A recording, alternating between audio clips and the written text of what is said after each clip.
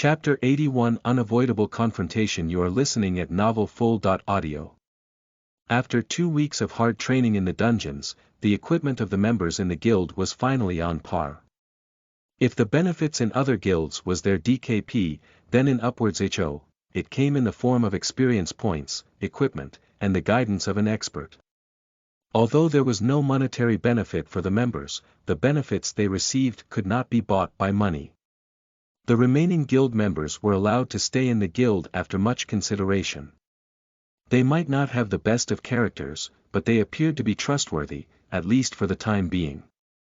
Not only that, when the members had graduated from the LVL 15 dungeons, YCI opened the guild warehouse, which was full of the fruits of her labor in the LVL 20 dungeons. The guild members drooled at the blue equipment and materials that filled the warehouse. The players who originally were loyal to Upwards HO had even more sense of belonging after seeing the items. They finally understood why YCI had not led them in clearing the dungeons. YCI was a person who could not be forced to do something, but when she had made up her mind to get the job done she would give it her best shot. She did not think that such a commitment was not worth it. Instead, she did it willingly. It had been almost a month since YCI had aided Oasis City in defeating the Nameless Zealot. In that 1 month, the envy of the players had slowly subsided. After all, envy would not help them achieve success. The players would rather increase their own skills instead. A lot of guilds had already cleared Frosty Wasteland, and many of them had moved on to the Frosty Wasteland Inner Sanctum. With LVL 22 being the highest level on the leveling ranking, the average level of Upwards HO members was at LVL 18 and above. Although they had the will to explore the Inner Sanctum, they knew that they were severely under-leveled. With their level, it would be very difficult. YCI understood the fact as well. After giving it some thought, she felt that it would really be a waste for her to not put the Oasis City Heroes medal to good use. She decided to put together a party and level up in the Boneyard. It was the first time Upwards HO had organized such a large-scale leveling activity, and the players were looking forward to it. Although they knew that the monsters in Boneyard were high-leveled, they still couldn't help but feel excited.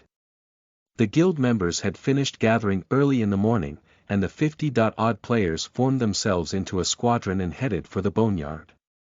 Although the Boneyard was a LVL 30 map, the isolated monsters roaming around at the edge of the map were no match for a squadron of 50-odd players. With YCI's Heroes badge that gave the Heroes aura buff, the squadron's stats were each increased by 20. That was why the monsters were steamrolled by the squadron. Before they'd even reached the Buren Monastery, quite a number of the squadron's members had reached LVL 19.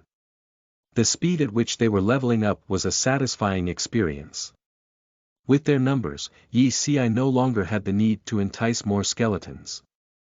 She led the rest of the squadron straight towards the sacrificial altar. YCI pulled in the monsters and then threw a bomb into their midst, and the players' level immediately soared to LVL 20. P-Cake, who was forced to come along, was shocked. Holy shit, what's that? Engineering. YCI looked at P-Cake and smiled. Although P-Cake was an engineer, his success rate in crafting items was not all that high. He was sad because of that. Since YCI had decided to go and level up, she dragged him along as well. Although P-Cake's interest in farming and grinding was not that high, he relented and reluctantly came along. He would actually rather stay in the encampment and craft some items. But after witnessing the aftermath of YCI's Scarlet Bomb, P-Cake was shocked beyond words. Due to the limitations of engineering in the earlier stages of the game, not many players were willing to go down the path of an engineer. P-Cake himself chose to be an engineer because of his personal interest in machines. He had not thought that an engineer was next to useless in the early stages of the game. But after what he had witnessed, P-Cake was fired up. He was curious because the engineering product that YCI had was entirely different from what he was learning. If you can advance yourself to become a medium-tier engineer, I'm sure you'll receive a pleasant surprise. The true OP-ness of engineering would only be unlocked by a mid-tier engineer. Nobody would understand how powerful an engineer could be at the current stage of the game, as players were still apprentice engineers. P-Cake was able to overcome his doubts. If not because of his low level, he would have left the boneyard and went back to the guild encampment to train his engineering skills. There were simply too many members around. That was why, despite the efforts of Yi Si and a few other rangers and hunters drawing in monsters and then bombing them with Yi Si's Scarlet Bomb, the guild members' level had only increased to LVL 23. This was, however, a very exciting matter for the guild members.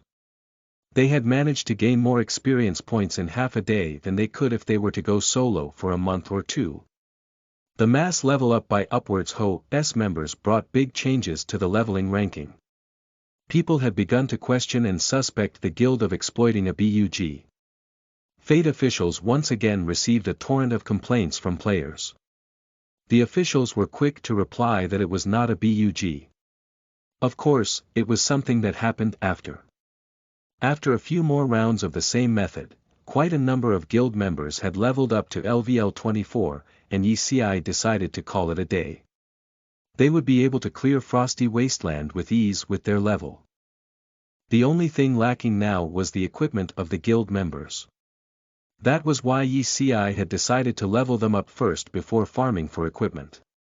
The members of the guild were excited when they found out that the guild was making preparations to explore the Frosty Wasteland inner sanctum.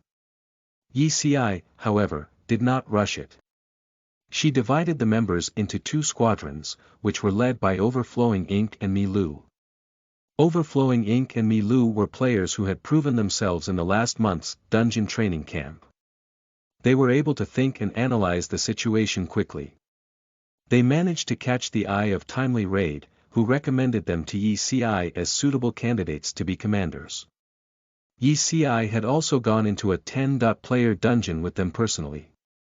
Although they were overeager at times and might spout unnecessary commands, they were still full of potential. And though they were not famous in Yi Si's past life, she felt that with enough training they would be able to bloom into experts. Since her life was changing after her reincarnation, she had no problem with the game's direction changing as well. Overflowing Ink and Mi Lu, who were munching on their bread while sitting on the ground, shook their heads in horror as Yi Si announced that they would each lead a 25-player party into the dungeon. Guild leader, we've done badly even with a 10-player dungeon, what if we get the entire party into trouble in a 25-player dungeon? Then you can simply repeat it again and again. If the party was annihilated because of the players' lack of cohesion, then do it until they're able to fight as one. If the party got into trouble due to your inability to command them, keep trying until you guys can do it properly. Yi Si's expression did not even change as she continued, every time you guys explore a LVL 25 dungeon, I will only allocate 100 gold coins to the party leader for equipment repairs. If the cost of your repairs exceeds 100 gold coins. She raised her head and smiled at the two, showing her white shiny teeth, you'll pay for them out of your own coffers. The guild members, especially Overflowing Ink and Mi Lu, were pressured. The two immediately began to do research on the art of being a successful commander. After making the arrangements for the next few days, Yi Si assembled the guild members and headed out. Although the guild members were pressured, they still joked around with each other on their way back. Just as they walked out of the entrance of the sacrificial grounds, Yi Si suddenly stopped and raised her hand. The guild members following close behind immediately went silent. A rogue named Homeless Drifter listened intently and said in a low voice, somebody's coming, and there's a lot of them. Yi Si was curious. Who else would be farming monsters at this place with the current average player level? Her question was answered very soon. At the other side of the plaza with the holy fountain, Yi Si saw the other party. They too had not expected to run into other players, and had stopped dead in their tracks. Yi Si was able to recognize their leader. Wasn't that the same person she ran into the last time? She had a deep impression of the party with 3 sets of the Scorching Mage robes. Their equipment had improved by a lot. Of the 30-odd players in the party, 8 of them were now equipped with the Scorching Mage robe set. Apparently they had been busy in the past month. Crimson Twilight had also recognized Yi Si. He gritted his teeth. It was the Huntress. This Gongzi Yu. When they were leveling up in the area last month, she was the one who directed her skeletal mage to lure a bunch of LVL-35 elite skeletons their way. As a result, their party was annihilated. Their levels went down, and 2 of the pieces from his Scorching Mage robe set were dropped. When they respawned in Oasis City and were about to head back to the boneyard to retrieve their items, she rushed into the city with the nameless zealot in tow, which wiped out their party. Great.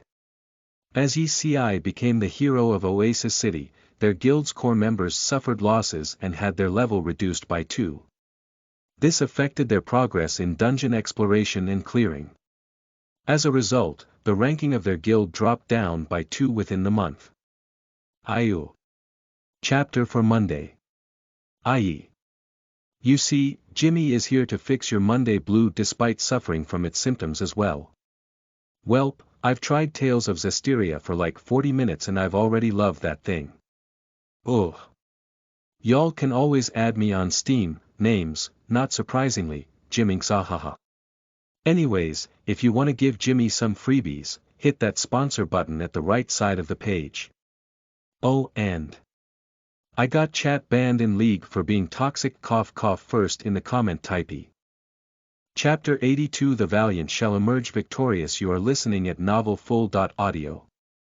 For a moment, nobody spoke up. Yi Si did not pay the newcomers any heed once she had identified them as the party that was here to level up the last time.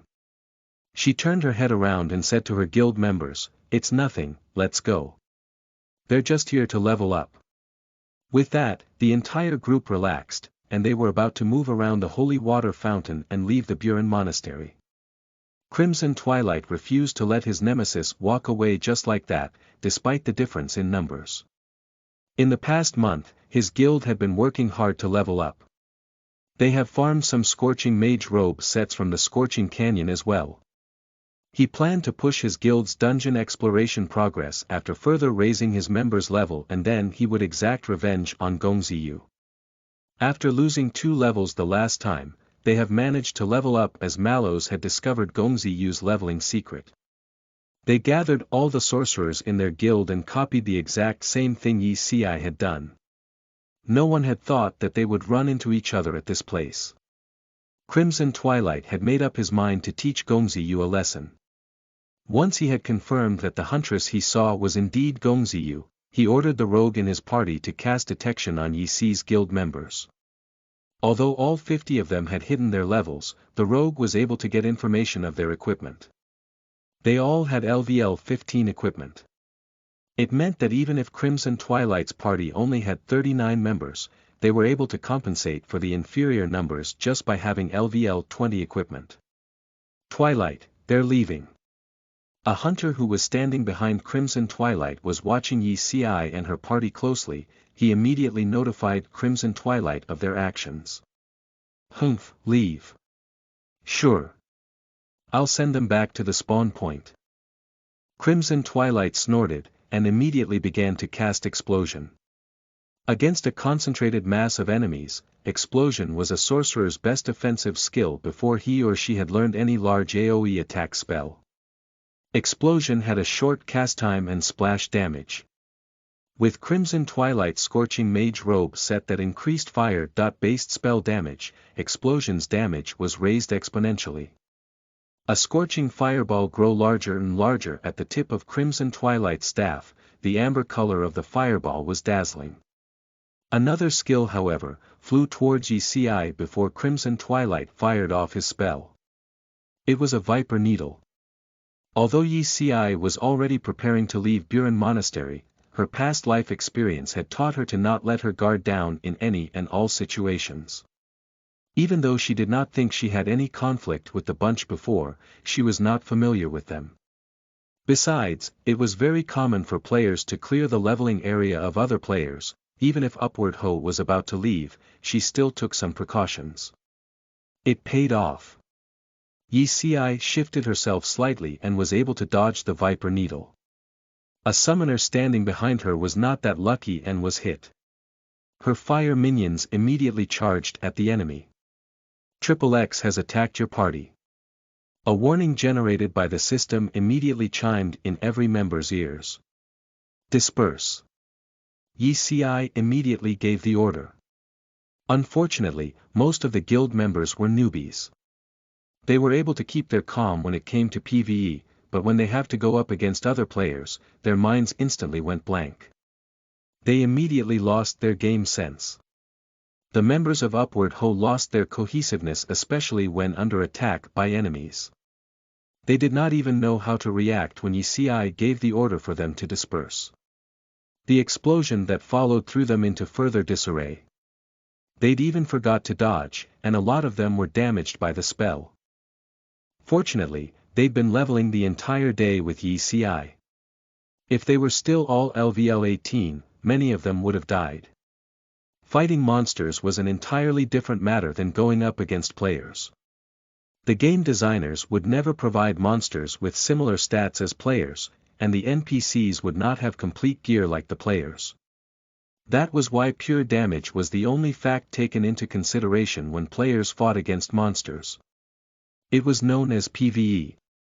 But in a battle against other human players, one should factor in how their opponents would react as well as the equipment and stats of their opponents. That was why in most situations, the equipment used in PvE were not suitable for PvP. That was also the reason why players would have two different sets of equipment with them. However, in the early stages of the game, there was no difference between PvE and PvP equipment. Even if Upward Ho members were newbies who were completely new to PvP, they were equipped with LVL 15 blue equipment, while having an average level of LVL 25. They were able to withstand the damage dished out by Crimson Twilight's party. Yi Si called up the party damage received chart and was able to accurately judge the enemy's level and their equipment. She then said in the party channel, they're only around LVL 20, with their highest level being not more than LVL 21. You're all above LVL 24. There's no need to worry. Just listen to my commands and we'll crush them with our level advantage. Even in their state of disarray, Yi Si was a very influential person in the guild members' hearts. They trusted Yi Si completely. When Yi Si gave out her orders, they were able to calm themselves down and were ready to counterattack. Fruit Jelly, Ashen Cliff, Floral Water, AAA, BBB, CCC, DDD, retreat to at least 20 yards away from the main force. We've just cleared away the monsters, they won't respawn in the next 10 minutes or so. Stay safe, and start healing. Staff note. LOL, apparently the author got a bit sick of making up names. Warriors, Holy Knights and Barbarians, spread out, stay mobile. Keep the healers safe, don't be too focused on trying to attack the enemy. They're all ranged, so make sure you try your best to dodge their attacks, don't create additional burden for the healers. Rogues, enter stealth and cast detection around the healers and our ranged DPS. Don't let their rogues and rangers get close. As for the mage classes and ranged players, clump together in one group. Remember how you position yourselves in dungeons. You guys have higher levels and their attacks are weaker because of the level penalty. You guys on the other hand will deal bonus damage to them. Don't be afraid, give them all you got. After Yi Si gave out her orders, the members who had experience in PvP immediately sprang into action, and the newbies followed suit. Leader, why are they attacking us? As a life player, P-Cake was confused. In his perspective, PvP was something very scary and he thought it was something that would never happen to him. This is a game. Killing or getting killed in a PvP battle is very normal. Yi Si of course did not know of the reason behind Crimson Twilight's aggression. She did not know that her action of using the skeletal mages as bait to lure the elite skeletons away from the Sacred Hall had brought disaster to Crimson Twilight's entire guild. However, the cause itself was not important. What was important to Yi Ci was that she would not allow herself and her guild to be in a pinch. And so the battle began. Crimson Twilight was not able to gain any advantage over his opponents when the battle started. Although he had reached a conclusion that his opponents were mainly newbies with next to zero experience in terms of PvP, he could not gain the upper hand. His party's spells were not able to deal much damage to their opponents, and they were even immune to most of their spells' effects. Crimson Twilight was shocked. He began re-evaluating the level of his opponents. His opponents seemed inexperienced in PvP despite having a higher level. Despite having a few skillful ones, the vast majority of them were mediocre, and the ranged players' attack were very inaccurate. Don't be afraid of dying. If you die, you can still regain your level. But if you are afraid, you have no chance of winning, ever. You will be bullied by others for the rest of your life. Yi Ci noticed that although her guild members listened to her commands, they were underperforming due to anxiety. She immediately shouted out loud in the party channel, "What will happen when two enemies meet down a narrow path? The valiant shall emerge victorious." Everyone replied, "I can't hear you." "The valiant shall emerge victorious." The entire party roared, and their fear and anxiety disappeared. Fruit Jelly, remember to resurrect dead members. Yi Ci further set the guild members' mind at ease. Other than reviving a dead player, resurrection could also ensure that the level of the player revived would not drop. The player would only lose 50% of his or her total experience points. Understood. Fruit Jelly replied in a loud voice. With the fervor of battle and the worry of death removed, the members of Upward Ho became more and more tenacious. The ranged players began to land their attacks accurately, and while a few of the melee players stayed back to protect the healers and ranged players, most of them charged at the enemy and managed to scatter them. Rogues from both sides fought furiously against each other. It was a magnificent sight. Mina.san, stay safe. Be careful of the monsters around you. Yi Ci reminded her guild members even though the area was full of melee monsters which did not pose much danger. They were all still too inexperienced. Some of them had never even been through any tough battles. She refused to allow them to get trampled before they could bloom. This was a party that could sincerely accept her as a person. She would not allow to get stomped on. That was why they must win. When the monsters respawned, Yi Ci immediately dashed out and lured the skeletal warriors near Upward Ho's healers.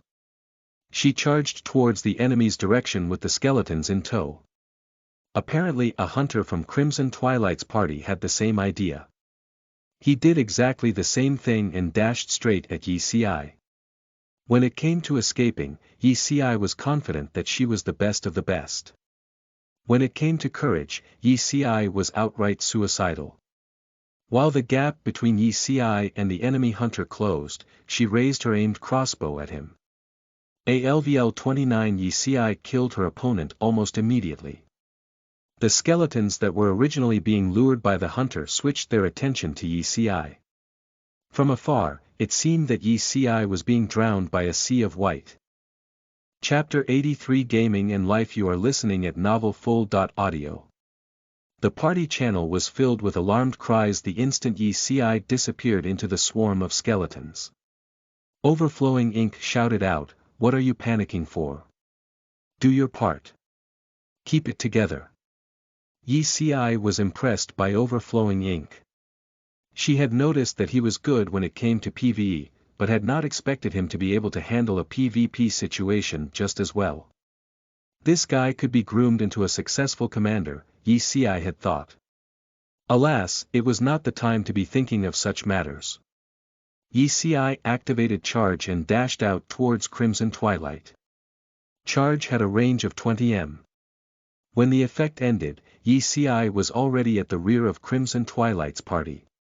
She drew out her venomous scorpion stinger and slew a cleric with a few hits. Crimson Twilight was a PvP veteran, so he immediately directed several melee players to gang up on Yi Ci and drive her away from their midst. After all, when one was within 8 yards of a huntress, she would lose much of her damage-dealing capability. However, there was something that Crimson Twilight had overlooked.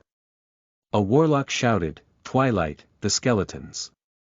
Crimson Twilight then saw the skeletons that were chasing after Yi Si and immediately gave the order. "Don't kill her, just drag her away or something."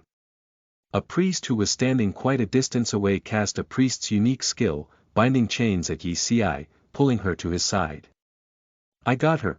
Crimson Twilight was very mad as his party suffered loss after loss. He said through gritted teeth, "Focus all your attacks on that huntress." Yi Si, who was caught by the priest, however, smiled.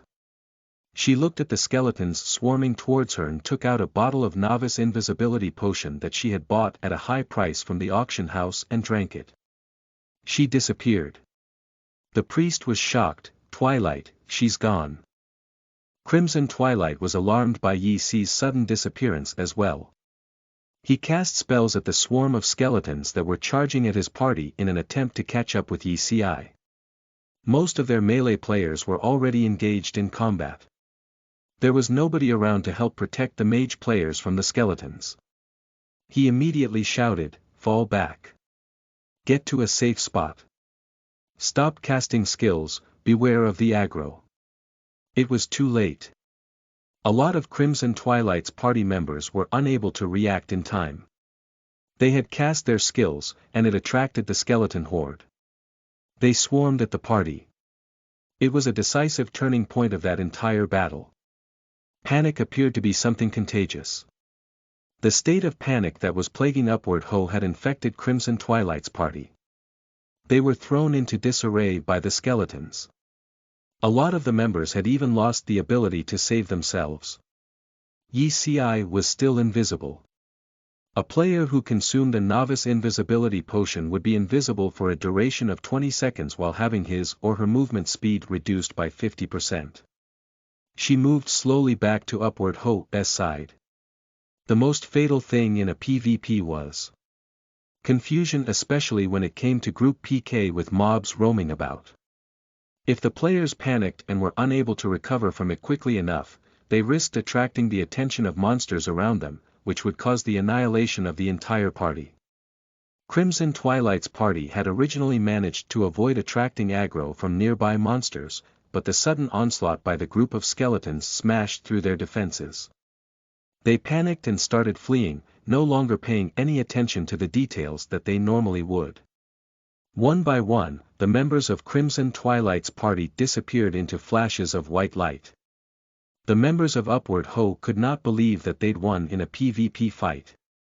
They erupted into cheers of joy.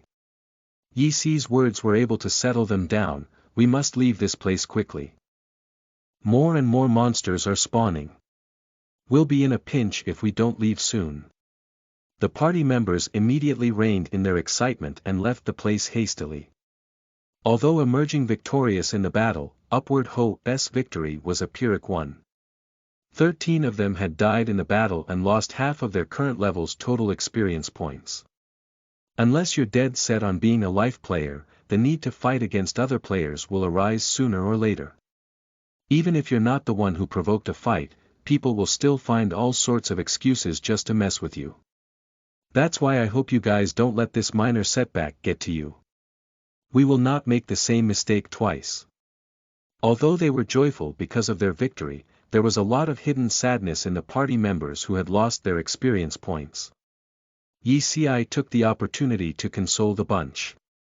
A strong team must not only be good in PvE, it must also be able to hold its own in PvP as well. After all, one was playing against AI in PvE. Only through PvP would you get to fight against other players.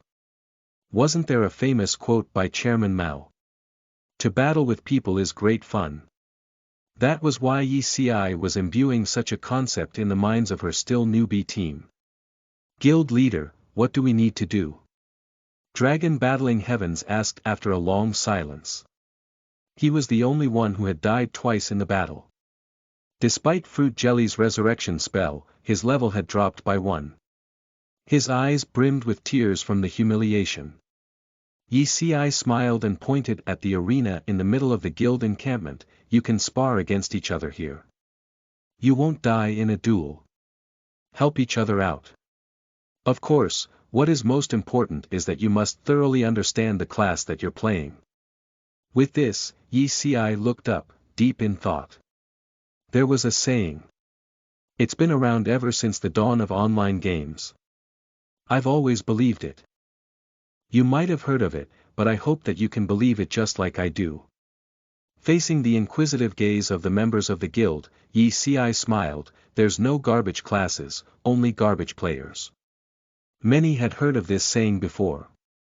But when it came from Yi Si, the guild members felt a surge of emotion. They stared at Yi Si, with her crossbow slung at her back and the smile on her face. They saw the truest portrayal of that saying represented by Yi Si. The weather had become colder. Yi Si had her final exams for her first semester. To make sure that she would not fail her subjects as a reincarnator, Yi Si went inactive in the game for a week.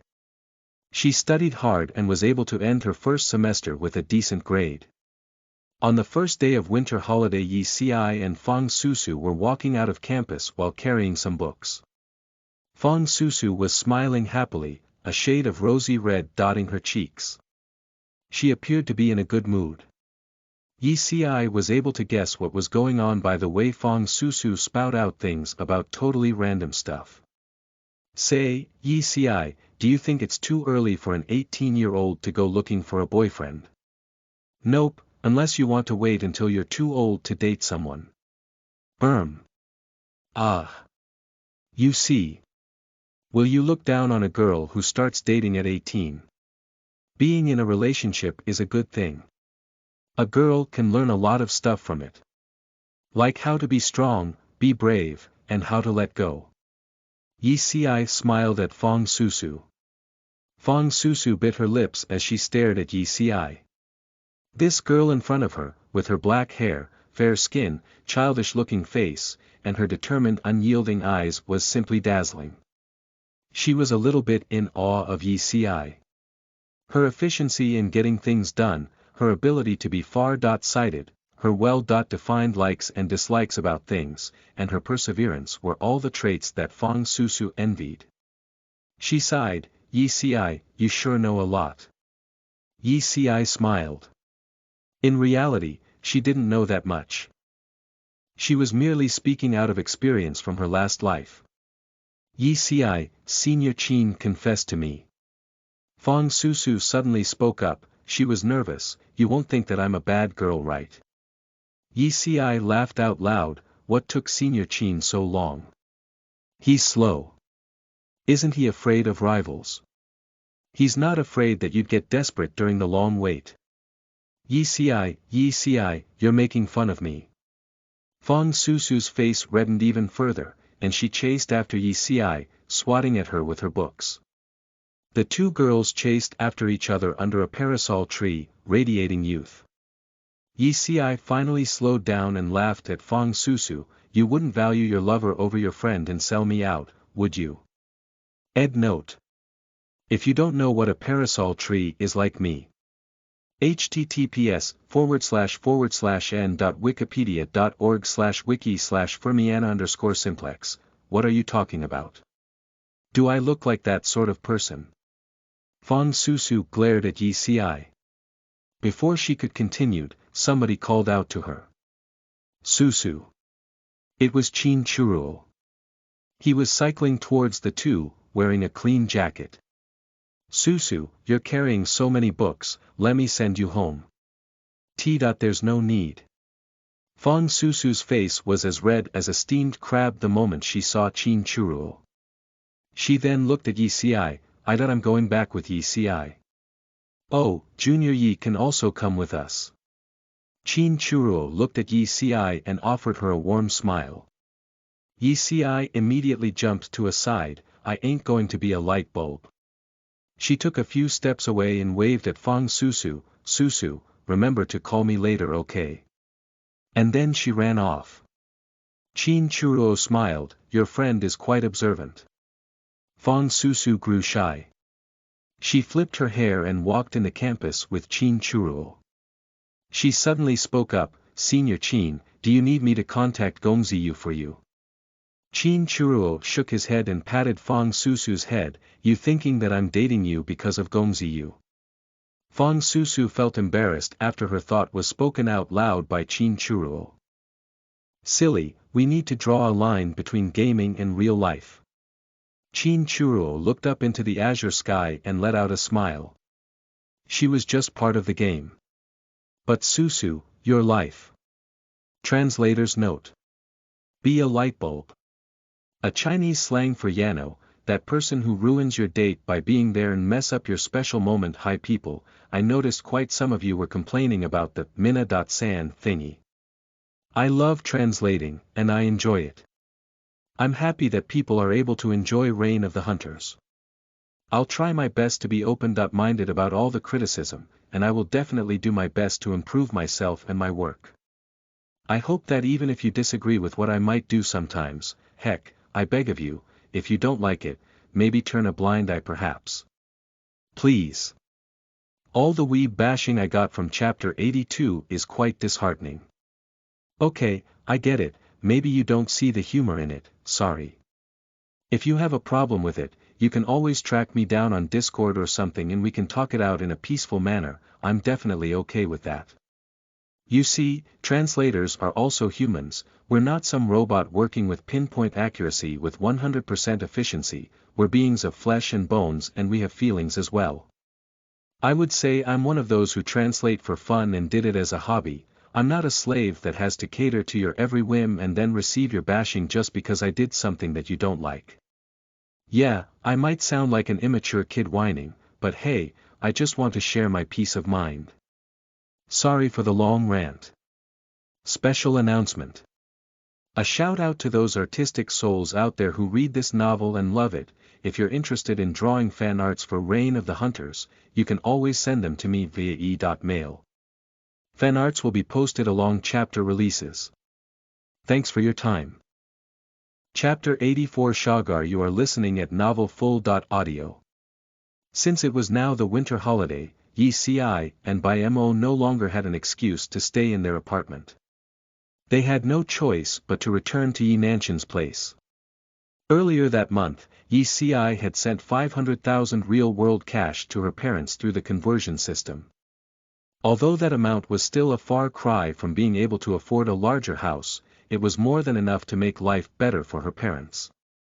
There was a spare room in the house, so Yi Si got to sleep in her old room while Bai Mo stayed in the guest room.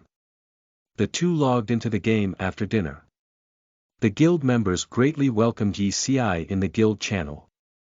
They'd been busy, other than training themselves in the dungeons, the guild members had also sparred in the arena against each other. Even the life players took part in it. Yi Si went to the guild encampment just in time to see a sparring match. P-Cake waved something in his hand around, fighting against a ranger in the arena. Judging from the situation, P-Cake was not losing, but the ranger didn't have the upper hand either. Yi Si was very interested in what P-Cake was holding. She could not see clearly what it was, as he was swinging it around at high speed. After a short moment, the ranger gave up. P-Cake, you're too shameless. You told us to not use skills and fight you with our bare hands, but you're flailing your own weapon around. P-Cake chuckled, I'm just experimenting for the greater good of the guild. He then spotted Yi Si, who was standing not far away, and smiled, Guild leader, do you want to come and try your hand? If you win, I'll give my new invention to you. Yi Si laughed and entered the arena, being cheered on by the rest of the guild members. No weapons allowed. Yep. No abilities either. Yeah. You can only use your flesh and bones. P-Cake let out a smile so shameless that one would feel the urge to beat the living shit out of him. Yi Si nodded, no problem. Ready. Ideal height 1.7 m stood on a tall table, holding a little flag. Begin. Gaining experience from his previous battles, P-Cake began flailing the weapon in his hand around right after ideal height 1.7 m gave the signal to start the battle. Yi Si was fast, and she was able to dodge that thing by slightly shifting herself. She noticed a claw attached to the tip of the weapon, but was still unable to discern the exact shape of the weapon. Yi Si dodged several more of P-Cake's attacks, not showing any intention that she would attack. P-Cake chuckled, "Guild leader, it seems that you're right. A huntress' effective combat range was beyond 8 yards. See? You can't do anything against me without your weapon." Yi Si was ridiculed by his words, and decided to teach him some humility. "P-Cake, haven't you heard, an arrogant army is bound to lose?" "Yes." P-Cake nodded. But before he could continue, Yi Si whistled, and a jet black panther appeared out of nowhere. It roared and pounced on P-Cake. P-Cake was merely bragging to his own people. If he ran into a PvP situation, he would immediately become panicked. He let out a cry and ran right after seeing a panther pouncing on him. But he could not leave the arena before the battle had ended, and as a result, OL-3 pinned him onto the ground and tore into him savagely. "I give up, I give up." After such an intimate interaction with OL-3, P-Cake surrendered. Yi Si did not make things difficult for him, and commanded OL-3 to stop. "You cheated." P-Cake struggled to get up from the ground, drawing laughter from the other guild members. He straightened up his clothes and climbed out of the arena with a saddened expression. "We agreed that you'd only fight me bare-handed, with flesh and bones. You're bullying a life player. OL-3 is made up of flesh." Yi Si narrowed her eyes. P-Cake, who was already standing below the arena, still had lingering fears as he stared at OL-3 that was stretching beside Yi Si. He was someone who had basically never tried leveling up before, and had never come into contact with such creatures. Fate was a highly realistic virtual reality game. At that moment, P-Cake thought that he would be eaten alive by OL-3. "There you go." P-Cake threw the object in his hands towards Yi Si, not daring to get close to her. "I just made it." Yi Si caught the object thrown at her by P-Cake. It was a 3-headed cat claw, a very useful tool when it came to climbing walls. But considering the fact that P-Cake was still a low-level engineer, the durability of that item was something that must be considered. P-Cake knew about it as well. He told Yi Si, "I got the blueprints for this thing when the guild cleared the frosty wasteland the last time, and I learned it back then. But I'm still a novice engineer, and the stuff that I create is a little bit inferior in quality. I wouldn't dare to give it to anybody else. What if it snapped when they're climbing a cliff or something? So I decided to let you try it out, guild leader." He said it as if he was sure that Yi Si would never die. Yi Si cast a glance at the other guild members gathered at the side of the arena, who were all looking at her with faces of approval, appearing to be agreeing to P-Cake's words. Yi Si was puzzled. "Say, do you guys think that I won't die even if I fall?" She suddenly felt like an idiot, and thought that she shouldn't have asked such a stupid question. The guild members nodded their heads, and it puzzled Yi Si even further. After a brief moment of relaxing, the guild members returned to their tasks. Yi Si began doing her daily quests in Red Lake City. When she was about to complete her quest, Yi Si was surprised. An NPC that was rarely seen, the mayor, was standing beside the administration official. He twisted his obese body, wiping sweat from his forehead with a handkerchief, and once he saw Yi Si, he rolled his ball-shaped body towards her. Hey. Gongzi Yu is back. Long time no see. I've been missing you." Glancing at the mayor's pea-sized eyes and sly smile, Yi Si nodded indifferently. "What is it?" She did not even wait for a response, and immediately went and completed her quest. The mayor followed closely behind her, and Yi Si, who was annoyed, asked, "What do you want?" "If it's nothing, I still have other matters to attend to." Yes. The mayor wiped away more sweat from his forehead. "The city lord wishes to see you." The Lord of Red Lake City, Lord Shagar, was an even more mysterious character than Lord van der Loof. In her last life, Yi Si had only seen portraits of him in Red Lake City's City Hall. She had never seen the NPC in person. It was said that he had been living in the gigantic castle in Red Lake City, preferring not to meet anyone. There were also some who claimed that the city lord was actually dead, which was the reason why nobody had seen him before. If there was a ranking for Fate's top 10 mysterious NPCs, Shagar would easily be one of them. This was exactly the reason why Yi Si was momentarily stunned, and the mayor of Red Lake City told her that Shagar wanted to meet her. She then followed him to the gigantic castle in the eastern part of Red Lake City. There were a lot of NPC servants in the castle. After silently observing the levels of the servants, Yi Si noted that they were all LVL 100 elites. The soldiers in the castle had even higher levels, they were all LVL 120 elite soldiers. Yi Si met Shagar in the large library within the castle. The man who was the city lord was not as tough as van der Loof, and was rather scrawny in comparison. He was sitting in front of a table, reading a book. He raised his head and looked at Yi Si after the mayor announced her presence. He let out a warm smile. "So you're Gomzi Yu." "Greetings, my lord, it's an honor," said Yi Si respectfully. After all, he was her superior. "I received a letter from van der Loof. He highly praised you and expressed his endless gratitude towards you. This made me happy. Van der Loof is a very close friend of mine. I'm glad that when he was threatened by one of Naga's minions, a citizen of Red Lake City was able to help him out." With that, Shagar stood up and nodded at Yi Si.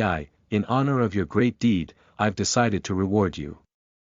Although it had been a month since the event in Oasis City and the reward came a little late, Yi Si was still happy. After all, what's free is free. Shagar was very generous. He gave Yi Si a prestige points pack.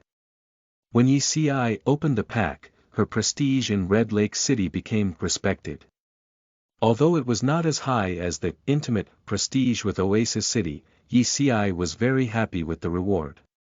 After giving Yi Si her deserved reward, Shagar dismissed Yi Si and the mayor led her away from the castle. Once she was back in the city hall, Yi Si immediately made a request to the mayor to buy land in the city. In Fate, when a player became a citizen of a city and had a prestige of respected or higher in the city, the player could buy land in the city. Because of such a high requirement, not a single player in the 4 continents had bought any land yet. Which plot of land do you wish to purchase? Although Yi Si disliked the mayor of Red Lake City for being despicable, he was able to do his job efficiently. Yi Si could only comfort herself. Nobody is perfect. Yi Si stared at the map of Red Lake City in front of the mayor. She then shifted her gaze to the Western District. The Western District was populated only by a few commoners as well as some common NPCs. Other than the soldiers patrolling the streets, almost no one would venture to the Western District. I strongly advise against choosing the Western District. There's nothing good over there. Look, it would be wise of you to choose from the Eastern District. The city hall is here, and most of the shops are here as well. You will not regret it. Chapter 85. The Parents Want to Play Too. You are listening at NovelFull.audio. Although the mayor of Red Lake City vehemently tried to dissuade Yi Si, she ultimately still chose a ring of houses surrounding the small plaza in the Western District. Unlike the extremely expensive land in the Eastern District, the houses in the Western District were extremely cheap. Even though Yi Si bought more than 10 storefronts in one go, it only cost her around 3,000 gold. This amount of money would not have been enough to get a storefront in a somewhat better position. Yi Si naturally would not make unprofitable transactions.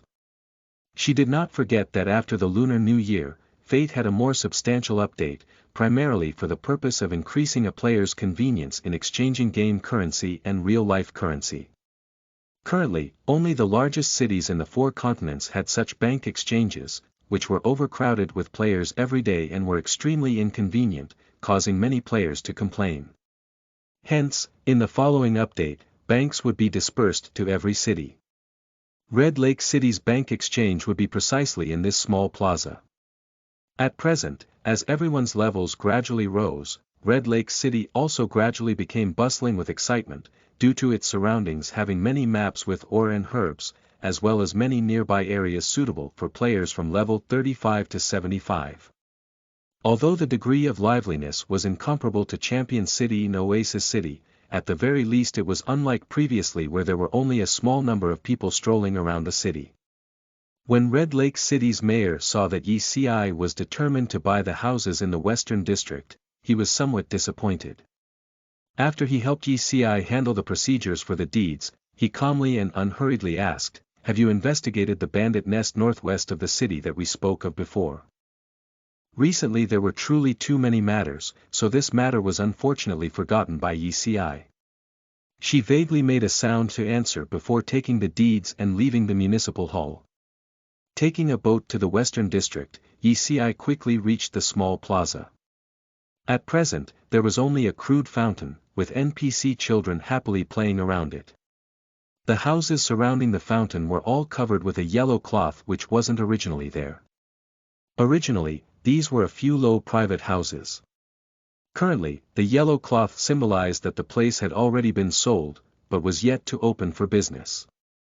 Once the owner decided to start a business here, they could go to the municipal hall's construction engineers to choose the building's model, pay a fixed fee and then start their business. As for the small fountain, soon it would become the future circular bank exchange. At that time, the number of players in this area would suddenly increase, inevitably guiding the business of the surrounding storefronts. On the other hand, the Eastern District's popularity would gradually wither down. Although she had bought the storefronts, ECI temporarily did not plan to open a business in all of them. First, she did not have that many items to sell. Second, she did not have that many suitable people to manage the store. Therefore, she planned to leave them unoccupied for the time being. Opening after the bank exchange opened was pretty good as well.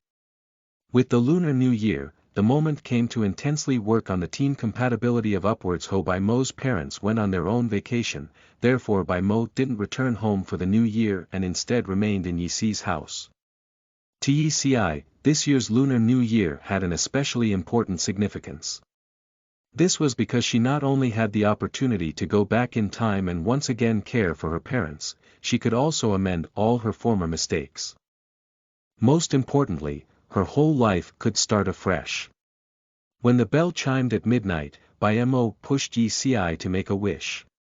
Yici's wish was very simple. She hoped that the new year would be as happy as the present. Not unsurpassed fame and profit, it was fine as long as her parents, relatives and friends were by her side. As the piping hot dumplings were served, ECI and By Mo stuffed their faces with countless dumplings in a bid to eat the one that contained a copper coin. ECI could tell that Sua Xiaolan had something to say, so she asked as she burped, "Mom, what do you want to say?" Sua Xiaolan was embarrassed. In the end, she nudged Yi Nantian, saying, "Your father will tell you." Yi Nantian also appeared to be rather embarrassed. He glared at Sua Xiaolan before whispering, this sort of thing, how could you make me say it?" "Aunt, uncle, what are you doing, acting as though there's something shameful?" By Mo looked at the two of them, smiling provokingly. Hearing By Mo's sentence, the two of them felt even more embarrassed, evading and again pushing the responsibility to the other. Finally, ECI couldn't stand it any longer, bluntly asking, "Is it that the two of you want to tell me that you're going to give me another sibling?" "Stupid girl, what nonsense are you talking about?" Yici's noble suggestion was met with Sua Xiaolan's fist coming down on her head. Soon after, she again started to hum and haw. In the end, it was still Yi Nantian that was more brazen. He cleared his throat and said, "Actually it isn't much. We have retired and always felt bored at home. Seeing you two playing that game every day seemed very interesting. Could you teach us how to play too?" ECI and By Mo looked at each other, before they could respond, Zhuo Xiaolan already shook her hand. Aya, we only said it casually. We know this is something played by youngsters like you. We never played games when we were younger, how would we have no shame in playing with you now? Why not? Yi Xi grinned. She was not disagreeing and was instead too astonished. In her previous life, not only did her parents not ask to play the game with her, they simply loathed the game deeply. Never mind that 10 years later, Fate was already not merely a type of game. Rather, it was a way of life. Many people went into the game to make money to spend in the real world. Also, many people simply earned money to enjoy within the game. In short, Fate became the world's largest virtual investment industry. Every important political leader and financial group around the world continuously injected funds. It had already become a necessary part of life. At that time, almost everyone was playing Fate. There are people even older than you that are currently playing. Yi Xi looked at Bai Mo, ask Bai Mo if you don't believe me. That's right, there is a guild called Neighborhood Officials on our continent. The main members in their guild are all people of your age, with some of them even older than you. They are equally playing happily. Bai Mo totally agreed with Yi Xi's statement, so much so that he was a little envious that Yi Xi's parents were so open-minded to want to play together with Yi Xi. What can we do in the game? Zhuo Xiaolan and Yi Nantian were considered more outdated than when they were younger. Although they lived from the era of desktop games to the present with VR games, they never played any games, which was considered unusual. Fighting monsters, training levels, completing missions, PvP, running a business etc. You can do whatever you want to do. Bai Mo answered as he still continued stuffing dumplings into his mouth. Fighting. We aren't fond of that. Zhuo Xiaolan promptly shook her head. In the real world, they tried to never offend anyone and never quarreled, much less fought before. How about we forget it, I feel we don't quite fit in. Yi Xi smiled as she interrupted Zhuo Xiaolan, Mom, Dad, fighting and leveling are just a small part of the game. Actually there are still many ways to play. For example, you can develop your interests in the game. Look, Dad likes to cook and even took the exam for an amateur chef's permit. You can just open a restaurant in the game. Doesn't Mom like sewing? Being a tailor is also pretty good. It's possible that way. Their eyes brightened. It's definitely possible. If you can create good items, you can even make money. Perhaps you might even earn more than you currently do.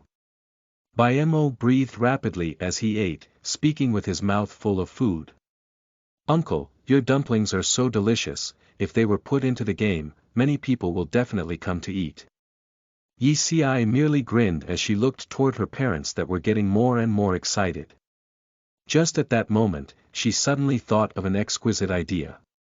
That is to gift the best store that she bought to her parents to operate and let the two of them who had slogged their whole life truly find pleasure in life. Furthermore, they would also often see her within the game. To them, that is also roughly a kind of comfort. Regarding the matter of Yi Nantian and Zhuo Xiaolan joining the game, Yi Xi could only wait for them to make up their minds. Therefore she rested well that night. However, Yi Nantian and Zhuo Xiaolan almost fought.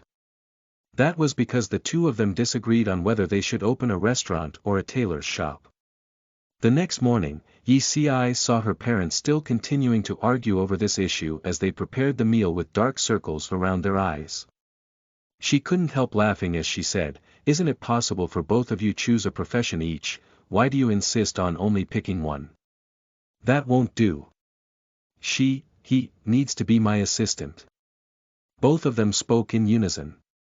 Yi Xi shrugged her shoulders, no longer bothering her parents.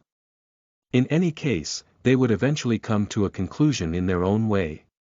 On New Year's Day, it was a rest day for Upwards Ho. With no guild activities. There was also a distinct decrease in players in every continent. Not knowing when it started, China's Lunar New Year had become a significant holiday across the world. Not only the Chinese celebrated the New Year, foreigners also celebrated the New Year. Thus, there were relatively few players within the game. However, at noon the developers had scheduled a New Year's event, therefore, at 11 a.m., many players came online one after another. Very quickly, the Layer continent was again unusually lively. Since it was China's Lunar New Year, the event was completely filled with Chinese features. This year's activity was a dragon dance competition. The venue for the competition was each continent's largest city. Thus, the competition for the Eastern continent was naturally held in Champion City. Before logging off on the eve of the Lunar New Year, the members of Upwards Ho had already agreed to head to Champion City on New Year's Day to participate in the competition. Therefore, Yi Si and Mo rushed towards Champion City once they logged in. Champion City was filled with the sounds of gongs and drums, red flags swayed in the wind and firecrackers popped among a crowd too numerous to count. Translator's note. Dumplings looked like ingots, currency used in ancient China, hence eating the dumplings during the New Year is a metaphor for eating money. When people eat jiao zi during the New Year celebration, they hope that it will bring prosperity and good luck for the forthcoming year.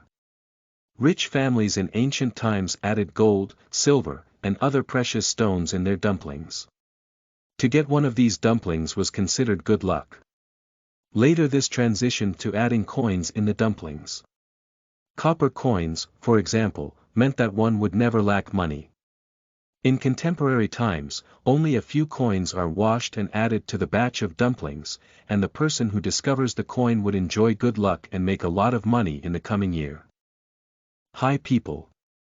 I've decided go double chapters whenever it is possible until we can reach chapter 100, and this Good Guy Edition L has offered to help me out. I hope to make 3 double releases every week until we reach 100. Bura! If you think today's double release is awesome, and you want to reward Jimmy and his friend Ed for such awesome chapters, don't hesitate to hit the sponsor button at the right side of the page. Want to help me buff up my patron count? Visit my Patreon page here. https://www.patreon.com/Jimminks. Jimmy is so shameless. Anyways, hope you guys enjoyed the double chapters. Chapter 86 Dragon Dance Competition. You are listening at novelfull.audio.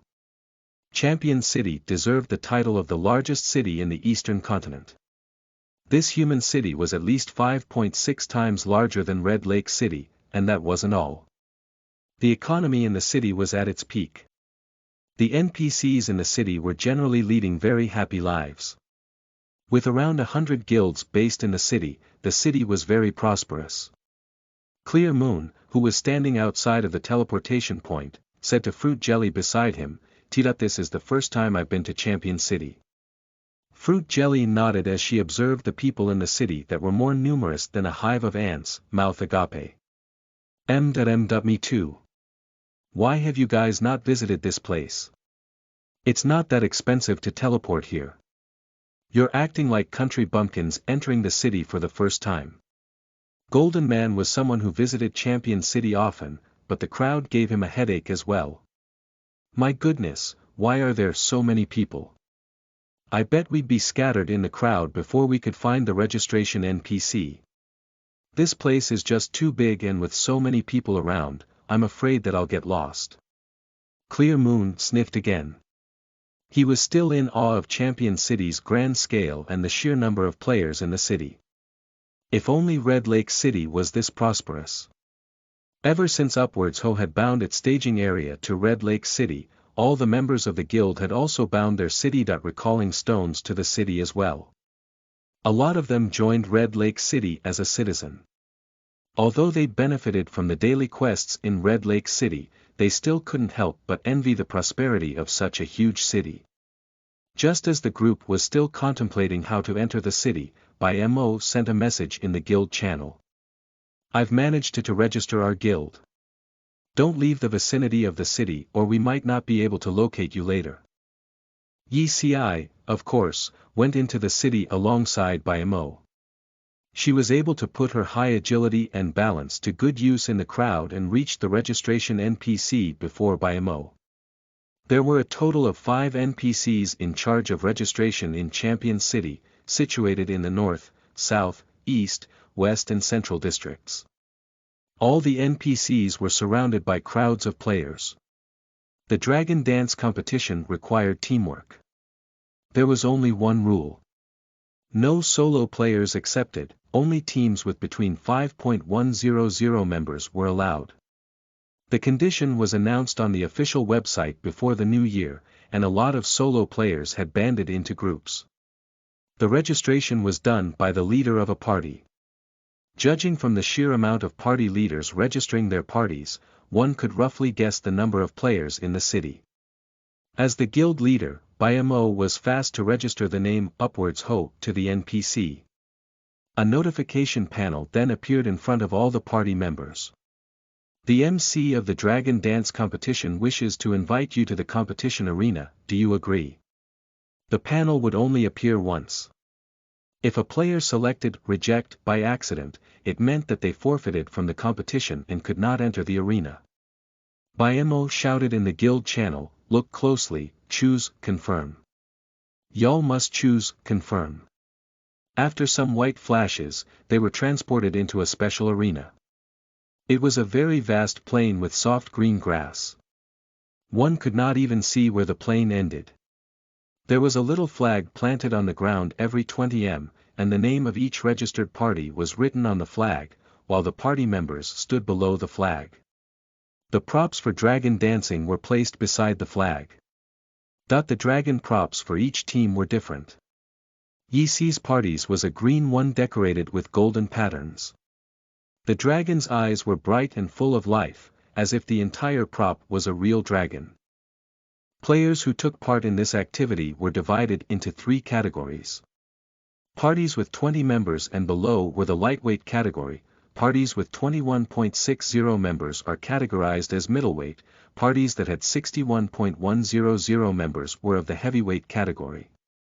They would compete in different arenas and receive different rewards. The rewards for being the champion in the heavyweight category were abundant. The winner would receive a LVL 5 guild encampment and an epic tier title for all the guild members. That was why all the 72 members of Upwards Ho had taken part in the event, forming a heavyweight team. The members had decided their positions. BMO and Let Go of That Girl had the highest strength in the party. That was why BMO was at the head of the dragon while Let Go of That Girl was at the middle part of the dragon. These 2 positions were the key for the dragon to move forward smoothly. Because of her high agility and perception, Yi-Si was placed at the tail so that she could have a better view of what was going on. The entire area was bustling with activity due to the huge number of contestants. Just then, a siren blared across the field, and countless multi-colored ball-shaped objects appeared all over the place. They were the very crucial items in the 4 rounds of competition. Pearls. The first round was simple. Players were to collect the pearls scattered all over the plains. The top 10 teams would advance to the next round. Players were allowed to use any means at their disposal to grab the pearls as long as they did not leave the vicinity of their dragon. Of course, the usage of weapons and abilities were not allowed in the arena. A few more sirens blared, notifying players that the competition was about to begin. The players raised their dragons, and with a signal from the system, the 100-something Chinese dragons headed for the pearls scattered around the plains. Dragon dancing was no longer exclusive to China. The culture had spread to foreign nations as well, and many foreigners would enjoy watching the dragon dance. However, simply spectating it was an entirely different matter than doing it for real. Dragon dancing had the same working concept as 3-legged racing. The people involved must have synchronized pace and tempo. However, to synchronize the tempo and pacing of nearly 100 individuals was easier said than done. A few moments after the event started, chaos erupted as players lost their footing and fell. Sometimes it was one of the players and the dragon's body fell, sometimes the head or the tail. Laughter, clamor and all sorts of noise filled the place. Although the prize was their ultimate goal, the players were able to remain cheerful despite their blunders, as it was the new year. The atmosphere was jovial. Upwards Ho was one of the parties who had done some minor preparations. It was said in the rules that if one let go of both hands from the pole supporting the dragon's body, the person would be counted as forfeiting from the competition. That was why, despite falling down a few times, none of them had dared to let go of the pole. Don't panic, everybody remain calm. Humans, orcs, elves and lycans, please slow down so that the dwarves, gnomes and undead can keep up. Bayamo himself had tripped and fallen several times.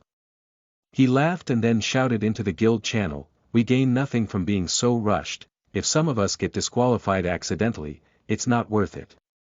The members of Upwards Ho stopped, got into formation, and marched in place as they followed by Mo's marching cadence. They began to advance once they'd gotten used to the pace. Yi Si spotted a colored ball in front of her, and just as she moved to retrieve the colored ball, somebody in front of her threw something out and grabbed hold of the ball. "Pea cake, what's that?" "It's the cat claw that I gave you. I thought I couldn't use it." But it seems that the use of tools was not prohibited alongside the usage of weapons. Pea Cake chuckled as he fiddled around with the cat claws. So that was how it worked. Yi Si took the cat claw out of her inventory as well. After swinging it around for a few times, Yi Si was able to get used to it. As a ranged class, Yi Si was able to grasp the range of it well, and she was able to collect more than 10 colored balls within a short period of time. "Pea Cake, do you have any more of those cat claws?" shouted Bayamo after noticing the two having fun with their tools. If all members of the party could have one, it would definitely be great. "I have 11 of them right now. That'll be a total of 12 including the one Gongzi has. Hand them to the hunters, mages and the rangers. Those who received the cat claws, just remember to keep up with the rest of us, and try and grab those color balls that are too far away from us." Upwards Ho's dragon stopped once again under Baimo's command. When they once again resumed moving, Upwards Ho's dragon was like Spider-Man. Whenever they advanced, there were not any colored balls left as long as they were within range of the cat claws. The other guilds were quick to notice the method used by Upwards Ho. They were unable to identify the tool used by Upwards Ho, and thought instead that it was some sort of rope as they began to imitate it, greatly improving their efficiency. Bang! A dragon head suddenly bumped right into Bayamo, and a wave of dizziness washed over him. What the heck, collision in such a wide space. "Damn it, steel-blooded battle spear, why do you bump into us?" Ideal Height 1.7M was standing behind Bayamo. The moment they bumped into him, she immediately recognized the guild. She then remembered the incident where Yi Si left steel-blooded battle spear, and associated there as an act of revenge. "You wanna fight? Well, even accidents could happen in the highway, so what if we accidentally bumped into you?" The person replying was Peacock Blue, who then showed off her perfectly round breasts to Ideal Height 1.7M and snorted, apparently looking down on her height. "What, who do you think you are?" Seeing that somebody was trying to bully Ideal Height 1.7M, Let Go of That Girl rushed out with his portion of the dragon's body and landed a kick on a steel-blooded battle spear member. A section of the steel-blooded battle spear's dragon that was moving smoothly fell, and the guild members from both sides began shoving and kicking at each other. To the members of Upwards Ho and steel-blooded battle spear, if you do not break away, you will be disqualified immediately. A familiar voice rang out just as the two dragons were clashing with each other. Translator's note. Dragon dance is a form of traditional dance and performance in Chinese culture. Like the lion dance, it is most often seen in festive celebrations. The dance is performed by a team of dancers who manipulate a long flexible figure of a dragon using poles positioned at regular intervals along the length of the dragon. The dance team simulates the imagined movements of this river spirit in a sinuous, undulating manner. The dragon dance is often performed during Chinese New Year. Chinese dragons are a symbol of China, and they are believed to bring good luck to people. Therefore, the longer the dragon in the dance, the more luck it will bring to the community. The dragons are believed to possess qualities that include great power, dignity, fertility, wisdom, and auspiciousness. The appearance of a dragon is both fearsome and bold, but it has a benevolent disposition, and it was an emblem to represent imperial authority. The movements in a performance traditionally symbolize historical roles of dragons demonstrating power and dignity. Chapter 87 Brick. You are listening at NovelFull.audio. Yi Si was slightly puzzled. If she was not mistaken, the voice belonged to customer service number 094, who she hadn't seen for a long time. Wasn't this an event? Shouldn't it be handled by the marketing department instead of one of the developers? Could it be that? Yi Si couldn't help but think, was he demoted? Despite number 094's warning, it was impossible for the clash to stop. The members from both sides were still kicking and shoving at each other.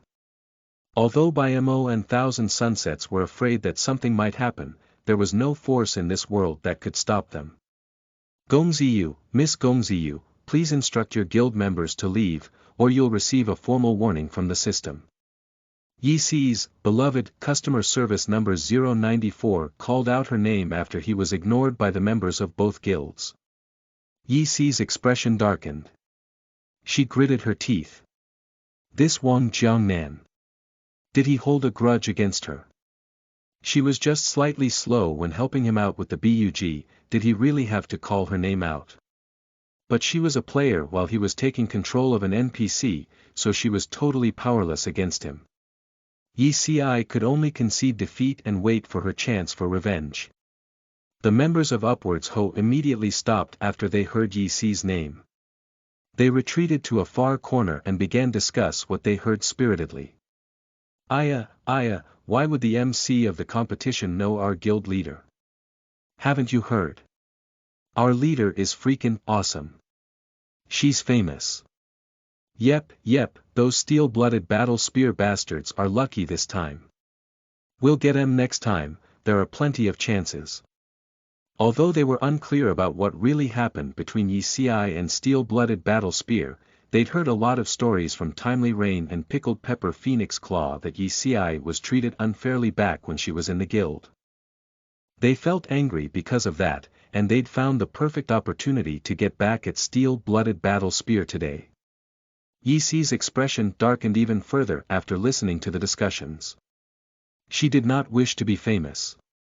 Although the things that she had done contributed to her fame, it did not mean that she agreed to Wang Jiangnan's action of announcing her name and making her even more well-known. This. Go and grab more balls, there's only 3 minutes left until the competition ends. Noticing that they'd wasted a lot of time, Mo was distressed. They were aiming for the reward as the champion of heavyweight category. ALVL 5 Guild Encampment and the Epic Tier title. It would be a shame if they got eliminated in the first round. The guild members knew what was at stake. They immediately kept quiet and focused on grabbing more colored balls. All the colored balls disappeared after the bell signifying the end of the round rang. The parties returned to their respective flags, and the system began counting the balls collected by each party. It was a close call. With the difference of 3 balls, Upwards Ho had managed to be part of the top 10. The guild members let out a collective sigh of relief. It was just too close. But what was even more embarrassing was that the first 3 spots of the Dragon Dance competition were held by foreign guilds. Players from the 3 other continents immediately congratulated the players of the Eastern Continent. We of the 5 Millennium Guild wish to express our deepest condolences and greatest disdain to the Chinese players in the Eastern Continent in the stead of all the Chinese players in the Western Continent. Good job, Blade of Abyss. You guys ranked number 1 in the Eastern Continent Dragon Dance competition, you make America proud. Oi, Eastern Continent, aren't you guys supposed to be like, freaking awesome? Didn't you guys get first blood like literally every day? How could you lose to those Westerner bastards in Dragon Dance? What the F*** are you guys doing? The Chinese players in the Eastern continent did not respond to all the taunting in the World Channel. They were not the only ones who remained silent. Even the foreign guilds that had obtained top 3 were silent. The reason? They were busy opening the colored balls. The pearls that players obtained from the Dragon Dance competition contained different items including materials, potions, skill books, gold coins, and even weapons. It all depended heavily on luck. However, the chances of getting good stuff from the pearls in the first round was low. Most of the items obtained from the pearls were potions, materials, and gold coins. Yi Si's luck was not that great. After opening 30.40 balls, she obtained 30 unrefined copper ore and several thousand gold coins. Icy Cold Little Hands, however, was very lucky. It took her 10 tries to obtain a barbarian skill book and a priest skill book. She was the officially made the colored ball opener of the guild. Her luck was really good. The life players in the guild cheered happily as she obtained a huge pile of medium-tier materials from the colored balls. She had even gotten 3 blue equipment from the colored balls. One of them was a warrior's longsword, one was a druid's staff, while the other one was a ranger's dagger. The equipment was handed to Bai Mo, who stored them into the guild warehouse and would distribute them to the guild members once the competition was over. After a short break, the second round of the competition started. The top 3 parties from the competition would be taking part in the third round of the competition. Upwards Ho was in an awkward position, as they ranked 10th in the first round and the points for each round were cumulative. They were still required to grab the colored balls in the second round, but this time instead of competing on a flat plain, the arena was a huge lake which was covered by a layer of ice with uneven thickness. The rules were the same. All usage of weapons and skills were prohibited. This round was way harder than the last round. Because of the uneven thickness of the ice, if players stepped on the thin portion of the ice and fell into the lake, they would be eliminated. Those with the cat claws, please take note, try your best to get more of those red and golden colored balls. Those 2 give the highest points. Yi Si reminded the party as they tread carefully across the surface of the lake. In this round, the one at the second position was no longer ideal height 1.7 m, but a rogue called Milk Popsicle instead. He had high perception, which allowed him to detect hidden danger in front of him. He would then warn Bai Mo, who was at the head, to steer clear of dangerous areas. Everybody wanted a spot in the third round, and every party gave their all to grab the red and golden colored balls.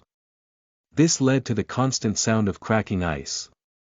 If the players were able to react fast enough, they were able to continue competing, while those who were unable to escape dropped into the lake and were eliminated. Yi Si waved her cat claw around, grabbing all the multi-colored pearls within her sight. 3 guilds from the eastern continent were eliminated after falling into the water. With the help of their cat claws, Upwards Ho was able to squeeze their way into the 4th place despite having a horrible performance in the first round. Wolf Pack, Steel-Blooded Battle Spear and Blade of Abyss were ahead of them in terms of score. Yi Si observed her surroundings. A lot of guilds were forced together because of the cracking ice, and Upwards Ho was forced together with Steel-Blooded Battle Spear once again. Popsicle, is there a thinner layer of ice at our 2 o'clock? Asked Yi Si after eyeing the position of Steel-Blooded Battle Spear. Milk Popsicle took a glance and replied, yes, the ice beneath the red ball and that golden ball is thin. Steel-Blooded Battle Spear could of course detect what Milk Popsicle had detected. Their score was in an awkward position. Blade of Abyss and Upwards Ho were very close to overtaking them with just 1.2 red balls. They need to secure their position. They could not afford to let go of those 2 balls. But after their run-in with Upwards Ho in the first round, Thousand Sunsets was wary of the guild. He ordered 2 gnomish rogues to try and retrieve the balls while the rangers kept an eye out for Upwards Ho in case they attempted to foil the plans of his guild. Upwards Ho was at a position with more balls. While her guild members were busy grabbing the balls, Yi Xi narrowed her eyes and glanced at Steel-Blooded Battle Spear. If she did not act, Upwards Ho would definitely lose their chance at winning the grand prize when Steel-Blooded Battle Spear obtained the 2 balls. She was fast to spot the 2 gnomish rogues that Thousand Sunsets sent to retrieve the balls. Gnomes were the lightest among all the races. As long as they tread lightly on the thin ice, it would not break, and with the rogues' high movement speed, they were the best people for the job. Steel-Blooded Battle Spear had even swapped a ranger to the Dragontail's position to conduct surveillance on Upwards Ho. Yi Xi sneered at Thousand Sunsets' narrow-minded behavior. She had originally decided to leave Steel-Blooded Battle Spear alone. But with their attitude, she would be sorry if she did not act. She flipped the object in her hand. A crude iron brick. It belonged to P-Cake. His inventory was full of the products of engineering that were junk in the eyes of an outsider. The piece of crude iron brick became Yi Xi's precious treasure. It came from where it was supposed to come from, and went to where it was meant to be. Yi Xi casually tossed something out, and in the blink of an eye she was grabbing more colored balls with full concentration. Her movement was so fluid as fast that nobody saw what happened. "Oh, by the way, guild leader, why did you want my brick?" asked P-Cake. "It was nothing." Yi Xi replied with a smile. Right after Yi Xi spoke, a loud pop was followed closely by the cracking sound of the ice and then the splashing of water and angry strings of curses. The members of Upwards Ho turned their heads towards the source of the sound. There was only a huge hole left at the spot where Steel-Blooded Battle Spear was supposed to be. Hey! Second double chapters in a row. Bura! Calling out to all the talented and artistic souls out there, are you people interested in drawing some fan art for Reign of the Hunters? You can always send your work to me and they'll be featured in Roth chapters. Email. Discord. Jiminx number 3821. If you enjoyed the chapters and think that they're awesome and you want to reward Jimmy for his hard work, hit that sponsor button at the right side of the page. Oh, you can go to Jimmy's Patreon here, and to those who suggested Tales of Zestiria to me, thank you guys so much. It's a fun game, enjoyed it immensely. Aya Wand. The first in the comment, you know the drill, type First Blood. Chapter 88 White Bomb. You are listening at NovelFull.audio. If the sudden disappearance of Steel-Blooded Battle Spear was a relief for the members of Upwards Ho, then Clear Moon's question that followed was the trigger to their heated discussion. Where did they disappear to? After a few seconds of silence, a lively discussion exploded in the party. Some said that the surface of the ice was actually a Jerry.built project, some claimed that it was divine intervention, while there were some who said it was a glitch in the system. The guild members discussed the topic enthusiastically while collecting more colored balls. The culprit, Yi Xi, did not take part in the discussion. She focused all her attention on collecting more balls. The second round ended without much suspense. The representatives of the Eastern Continent who would join the third round of the competition were Wolf Pack, Upwards Ho, and Blade of Abyss. After a short rest, the 3 parties were transported to the arena for the third round. Yi Xi took a quick look at the arena and noticed that they were in the sky. With this, they'd been to air, land and sea. The rules were slightly different in this round of the competition. With exception to the platform that the 12 parties were standing on, players would levitate whenever they left the platform. All the parties were required to collect blue-colored balls while bringing along their dragon. But in the process of grabbing the blue balls, players must also beware of the white-colored ones, which would randomly explode. Parties that had their dragon's HP depleted due to the explosions would be eliminated. To win the round, a party must collect 999 blue balls, and each blue ball was worth 1 point. When a party had accumulated 999 points, a giant colored pearl ball belonging to the party would appear in a specific location. The party must then rush into the giant pearl with their dragon. The game sounded simple. But for humans who were used to walking on land to suddenly have to fly in the sky was a huge challenge in terms of controlling their direction and the force needed to maneuver. Upwards Ho was not the only party to face trouble. All the participants had the same problem as well. Not only that, Upwards Ho was unable to fully utilize their cat claws as they were unable to grasp the distance of objects in this three-dimensional space. The competition would last for 1 hour. If no party was able to achieve victory within the round, 3 of the parties with the highest score would be selected to proceed to the 4th round. Although players would only need to hang on for an hour, the blue balls offered rare items and would be bound to whoever collected them. The players were fired up to acquire as many blue balls as they could. It was a sinister design by the developers. Such arrangements in a group activity that offered rare items that were bound to a player was obviously meant to incite disharmony within a party. Before long, a party from the northern continent had an internal dispute, and their players began shoving each other. Just then, customer service number 094's anger-inducing voice rang out again along with a system message: everyone remain calm. You can always talk things out. Don't fight or your points might be deducted. What's with the Yi Ci strongly disdained Wang Jiangnan's action of fanning the flames. Why are you typing out that symbol? Are you trying to act cute or something? Everyone, turn on your distance assistance plugin. I want everyone to only grab the balls closest to them. I don't wish to see our own members quarrel because of the balls. Those who get into a fight because of the blue balls will have 50 DKP deducted from them. Biemo immediately warned his guild members after seeing what happened to the Northern Continent party. Although blue equipment could be gained from the blue balls, they were still more inferior compared to blue equipment of the same level obtained from dungeons. DKP was the thing needed for guild members to redeem items from the guild warehouse. Nobody was willing to risk their DKP for a couple of blue balls, and the party became rather harmonious.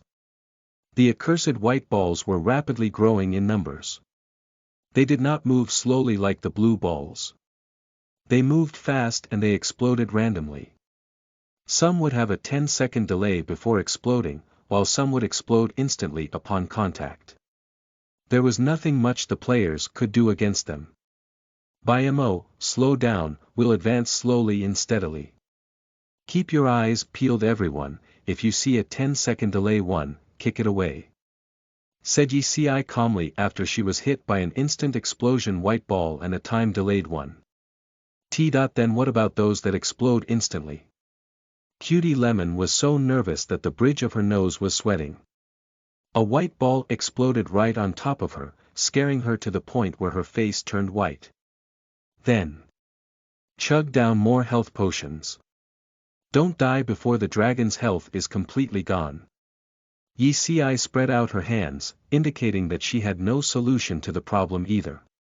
In the hearts of Upwards Ho members, Yi Ci was a no-it-all and the synonym for awesomeness. There was nothing that she couldn't solve. The emergence of such a problem drove them to a state of nervousness. They no longer chatted in the party channel. All of their attention was focused, for fear that they would trigger an instant explosion white ball. Thump. A white ball bumped into Yi Ci's pole. It was a delayed explosion type. Without thinking, Yi Ci kicked the white ball away towards a spot where several other white balls were clustered together. Thump thump thump. The white ball that was kicked away by Yi Ci collided with the other white balls, triggering several large explosions. Yi Ci was momentarily stunned. It worked like that as well. Even the collision between balls would trigger a detonation. She immediately shared her discovery to the rest of the members: if you encounter a delayed explosion white ball, kick it towards the other white balls. The ranged players were way more adept at doing it than the melee players. After spending a short period of time to get used to their environment, the 12 teams were able to stabilize their pace. They no longer quarreled because of the blue balls, and they were more skillful when it came to maneuvering in the air. The 11 other guilds were different from Upwards Ho. Their dragons were crewed by a full complement of 100 players. It was easier for them to collect 999 blue balls when compared to the 72-player party of Upwards Ho. They could easily get more balls. Yi Si realized that it would be hard for her guild to get into the top 3 with conventional methods. She narrowed her eyes, and kicked a white ball which was flying towards her to the direction of a party closest to her. Her timing was perfect. The delayed explosion ball exploded right after it came into contact with the party's dragon, dealing quite a huge amount of damage. Everybody was busy with dodging the white balls, and there would certainly be those who were not that lucky. Nobody had noticed Yi Si's dirty trick. They simply became more alert when it came to dodging white balls. If one continuously pulled tricks on the same target, one would be discovered very soon. When her guild's dragon spiraled upwards, Yi Si did the same trick on several other parties. Quite a few of them realized that they were victims of somebody's antics, but they were unable to locate the culprit as their attention was focused on the competition. They began to retaliate on the parties that were closest to them. Right then, Yi Si urged by Mo to stay away from her victims, and turned towards another direction. It would be daft to get involved in the mess that she herself had created. Upwards Ho stayed far away from the 11 other teams, showing clearly that they were not involved in the plot. They collected blue balls at the edge while watching the other parties plot against each other. Yi Si in particular was enjoying the show. What are they doing? P-Cake was curious. Everything was fine just now. It did not take long for the other parties to realize that Upwards Ho was steering clear of the mess. They immediately shifted their attention to Upwards Ho. In their eyes, Upwards Ho that had only 72 members was the one that was supposed to be eliminated. Hurry up and ascend, ordered Yi Si as she noticed the other parties closing in while simultaneously sabotaging each other's progress. The 72 players of the guild were very united. They immediately ascended while furiously grabbing blue balls right after Yi Si gave her command. 973, 974. 986, 992. The number of balls collected by Upwards Ho increased along with their altitude. Several parties that were close to achieving their goal gave up on going after Upwards Ho. Those parties that had entirely no hope at all to advance to the next round gave chase, hoping to drag Upwards Ho down along with them. Bang bang bang. Explosions continuously rocked Upwards Ho's dragon, and its HP dropped rapidly. 997, 998. One ball left. A white ball flew towards Upwards Ho's dragon. Yi Si shifted herself slightly, and spun in midair. She raised her foot and kicked the white ball away while reaching out towards a blue ball that happened to be within sight. She grabbed hold of the blue ball and a system notification immediately chimed in. Upwards Ho has collected 999 blue balls. The pearl shall now activate. When Yi Si thought about it, she had never had good luck in her entire life. She had never won any lotteries, nor was she lucky when it came to item drops. But reality proved that every cloud has a silver lining, just like. The pearl appeared right above Upwards Ho's dragon. The guild members were delighted. They immediately headed towards the pearl. Right at that moment, a few more explosions rocked their dragon. It was close. By the time they made it into the pearl, Upwards Ho's dragon only had one tiny bit of HP left. That, however, was not important. They had managed to advance to the next round. The one to announce the news was not the system, but customer service number 094. Congratulations to the party from the Eastern Continent, Upwards Ho, for being the first party to enter the 4th round. All the players of Upwards Ho, please stand still, you'll be transported to the arena for the 4th round. Chapter 89 Genesis. You are listening at NovelFull.audio.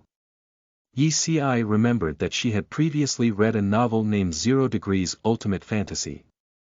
Within the novel, there was a quote that left a profound impression on her. At times, luck is also a type of ability. Therefore, she had always claimed that she had no such ability. Even if she did, she reckoned that her luck would only backfire and cause her harm. However, fate would make fun of you at times, letting you suddenly have real luck. The fourth round of the Dragon Dance competition was, frankly, a contest of this type of ability. The fourth round of the competition was the easiest round of the competition. It didn't even require a dragon. It only required competitors to hold the dragon as they headed to the sides of the pool in the middle of the arena, and then they just needed to open the colored pearls. The colored pearls would produce different items, with the obtained items belonging to the one who opened the pearl. The points for every item were also different.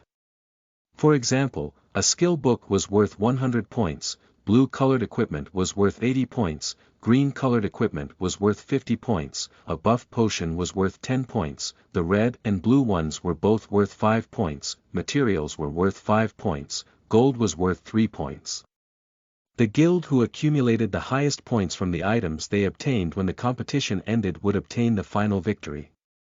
The stipulated duration for the fourth round was 10 minutes, but this time would only start counting down when every member of the participating teams entered the arena. The time spent opening pearls by competitors who entered the arena earlier was not counted within the 10 minutes given. Hence, the earlier a team entered the arena, the more points they could accumulate. However, what did this round test? The fourth round of the competition was a round which tested luck. Such luck-based competitions were usually more unpredictable. Take opening chests for example, some people might open 10,000 chests without even finding a gem, while others might found one with the first chest they open. This was called luck, which was also called deception. The team from Upwards Ho were the first to be cast into the fourth round's arena. As all of them understood the rules of each round before the competition started, there was no hesitation as they raised the dragon and dashed toward the edges of the pool in the middle of the arena. Baemo shouted as they charged forward, "Those that have black hands, please wash your hands and ensure that it's clean." Everyone replied in unison, "Understood." Baemo then detestably pointed out, "Friend Gongziyu, you especially, it's best if you washed your hands a few more times." All those who had partied with Yi Si before understood the extent of Yi Si's black hand. Thus when they heard Baemo's statement, they were in agreement and all nodded toward Yi Si, saying, "That's right." Yi Si rolled her eyes as she replied, "It's not like I wished for it. Guild leader, you shouldn't pull down our team's overall luck because of your own." P. Cake, who was standing beside Yi Si, had a regretful expression as she patted Yi Si's shoulder, making the latter wish that she could directly kick her into the pool. The pool was actually very large. The entire team from Upwards Ho only occupied a fifth of the circumference of the poolside. It was obvious that everyone was even more driven than when they were clearing dungeons. There were often people shouting, "I found materials here, leader by, please deposit in the guild storage." Who obtained gold again? Why are you so unlucky as to obtain gold? You should at least get buff potions. Wawawa, I've got a skill book. Within the group showing off their gains, Yi Si silently sat in a corner with a dark expression as she opened the colored pearls.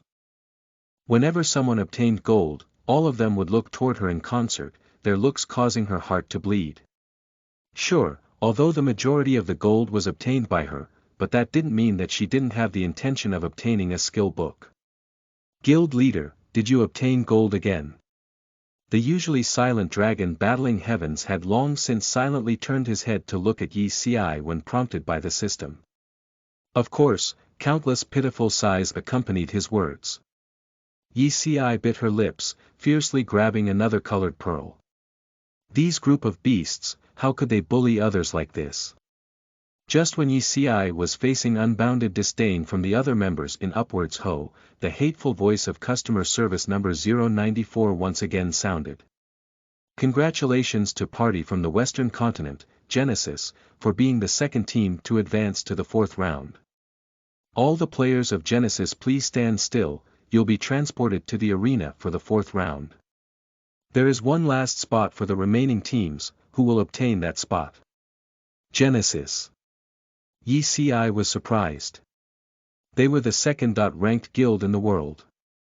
In her previous life, their strength could be said to be heaven-defying.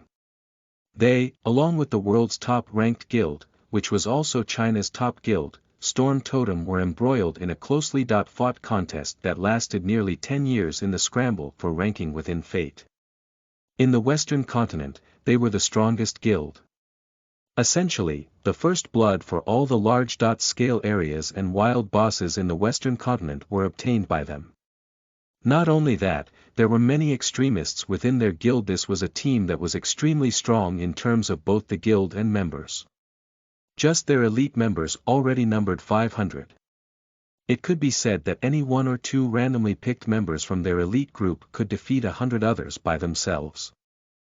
In the previous rounds, Yi Si was focused on gaining points for her guild's rise in rank and didn't have the time to check which other guilds had advanced. Now that they had reached the 4th round and only needed to open colored pearls, she finally had the time to take note of information about the other guilds. Within a minute, Yi Si could see a silver dragon with red patterns already rushing to the side of the pool. Setting their dragon aside, 100 or more people appeared. They sat together and began opening colored pearls. Quickly open the pearls, there's no need for communication this round. The person who opens the most pearls will be rewarded with 20 DKP. When Bai Mo saw the opponent had 100 members, he immediately announced a reward in the guild chat. Suddenly, the group buried themselves in opening colored pearls. Yi Si also continued opening pearls, but her gaze was sweeping over every person of the opposing guild Genesis. In her previous life, she didn't have any grudges with Genesis. However, in the grand PvP competition, she had fought with quite a few of them. She just didn't know if these people had come today. The equipment of the current members of Genesis wasn't that great. Even though their guild was very strong, equipment was scarce, especially for a large guild with so many members.